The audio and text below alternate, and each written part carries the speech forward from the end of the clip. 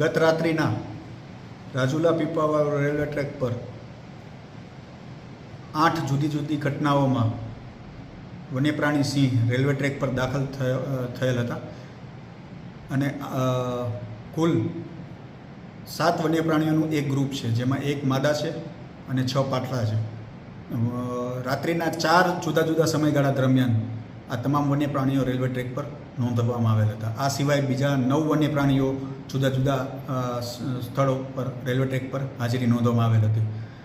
One વિભાગના દ્વારા રોકવામાં આવેલ રેલવે સેવકો જયસુખભાઈ, ભોળાભાઈ, નાગરાજભાઈ, મેહુલભાઈ, વનપાલ ઇન્દુભાઈ ગોહિલ, પરિક્ષેત્ર વન અધિકારી તમામ સ્ટાફની સાવચેતીને કારણે આ તમામ વન્ય પ્રાણીઓને સુરક્ષિત રીતે રેલવે ટ્રેક પરથી ખસેડવામાં વન વિભાગને સફળતા મળેલી છે. આવો જ એક બનાવ ગત તારીખ 15ના રોજ બનવામાં આવેલ હતો.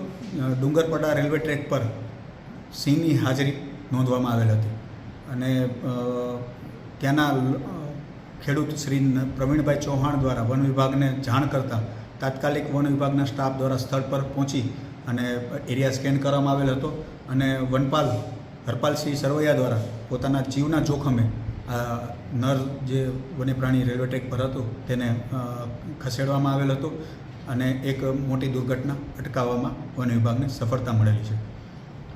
મે મહિનાની વાત કરીએ તો મે મહિનામાં આ રેલવે ટ્રેક પર 114 વન્યપ્રાણીઓને બચાવવામાં વન વિભાગને સફળતા મળેલી છે અને કુલ 62 બનાવ બનેલા છે કે જેમાં વન્યપ્રાણીઓની હાજરી રેલવે ટ્રેક પર નોંધવામાં આવેલી છે.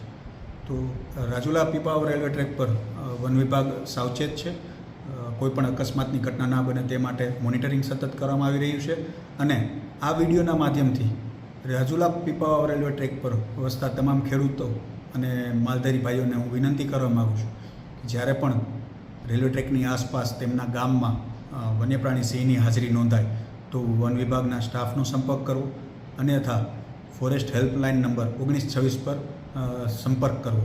આપના એક કોલથી અબોલ જીવનો બચાવી શકાશે. આભાર. જય હિન્દ, જય ભારત.